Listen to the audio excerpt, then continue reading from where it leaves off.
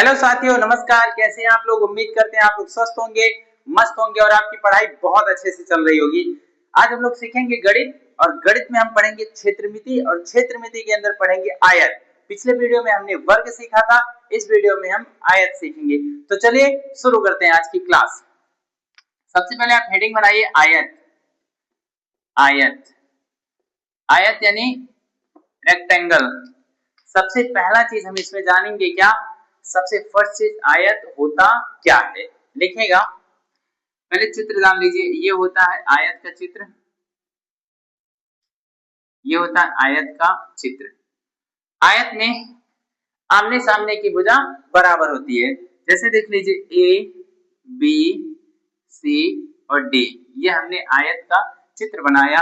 तो ये A B भुजा बराबर किसकी होगी? डीसी की। और एडी भुजा बराबर किसकी होगी? इसके, बीसी के। ये आपस में क्या होगी? बराबर। यानी भुजा ए बी बराबर होगा किसके? डीसी के। और उसके बाद एडी बराबर होगा किसके? बीसी के।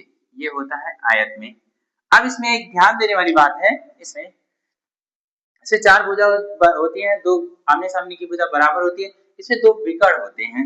ये एक विकर्ण हो गया, एक विकर्ण इसमें ये हो गया। अब इसमें ये होता है, ये वाली होती है लंबाई, लंबाई लेंथ जिसको बोलते हैं, जिसको हम यल से लिखते हैं। किससे? यल से। ये वाली होती है चौड़ाई, जिसको हम वृत्त बोलते हैं। चौड़ाई, इसको वृत्त बोलते हैं, जिसको हम बी से प्रदर्शित करते हैं। ये होता है चौड़ाई और ये वाली होती है लंबाई। ठीक है ना? तो ये भी चौड़ाई हुआ, ये भी क्या हुआ? लंबाई हुआ। तो ये हो गया लंबाई, ये लंबाई, ये चौड़ाई और ये चौड़ाई। ये होता है। इसमें चार कोण होते हैं। कितने कोण होते हैं? चार कोण होते हैं। और प्रत्येक कोण कितने डिग्री का होता है? 90। तो सबसे पहली बात इसमें लिखिएगा, यहां मैं लिख रहा हूं, आप भी मेरे साथ लिखिएगा। सबसे पहली बात, इसमें चार भुजा होती हैं। चार भुजा होते हैं। इसमें कितनी भुजा होती हैं? चार भुजा होती हैं। और आमने सामने की भुजा बराबर होती है। दूसरी बात लिखिएगा मेरे साथ, आमने सामने की भुजा, सामने की भुजा बराबर होती है, बराबर होती होती है। तीसरी बात आप लिखिएगा, इसमें सबसे पहले इसमें चार भुजा होती हैं और आमने सामने की भुजा बराबर होती है। और इसमें चार कोण होते हैं। इसमें चार कोण होते हैं। चार कोण होते हैं। प्रत्येक कोण 90 डिग्री का, प्रत्येक कोण 90 डिग्री का होता है। 90 डिग्री का होता है। प्रत्येक कोण कितने डिग्री का होता है? 90 डिग्री का होता है। अगली बात देखिएगा, प्रत्येक कोण 90 डिग्री का हुआ और इसके अंतः कोणों का योग होता है 360 डिग्री। चौथी बात लिखिएगा, इसके अंतः कोणों का योग, कोणों का योग 360 डिग्री होता है। 360 डिग्री होता 360 डिग्री होता है। इसमें चार भुजा होती है, आमने सामने की भुजा बराबर होती है। इसमें चार कोण होते हैं, प्रत्येक कोण 90 डिग्री का होता है। इसके अंतर कोणों का योग कितना होता है? 360 डिग्री होता है।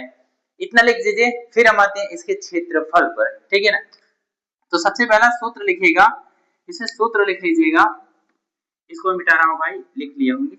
पहली बात, इसके सूत्र पे आ जाइए। सूत्र, इसमें पहला सूत्र होता है इसका क्षेत्रफल, यानी आयत का क्षेत्रफल। आयत का क्षेत्रफल, आयत का क्षेत्रफल। आयत का क्षेत्रफल होता है लंबाई गुणे चौड़ाई। लंबाई गुणे चौड़ाई, या तो इसको हम ऐसे लिख दें, या इंग्लिश में शॉर्टकट यल इंटू बी। दूसरी बात होता है आयत का परिमाप। आयत का परिमाप, आयत का परिमाप। आयत का परिमाप होता है दो कोष्ठक में लंबाई प्लस चौड़ाई होता है। तीसरी बात, सबसे इंपॉर्टेंट बात है आयत का विकर्ण। क्या? आयत का विकर्ण।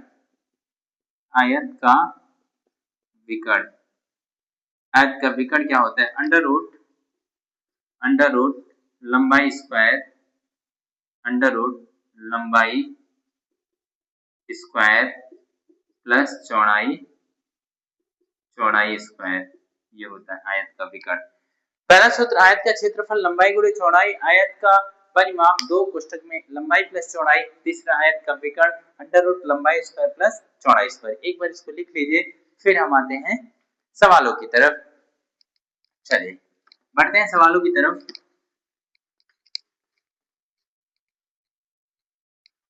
सबसे पहला सवाल लिखिएगा,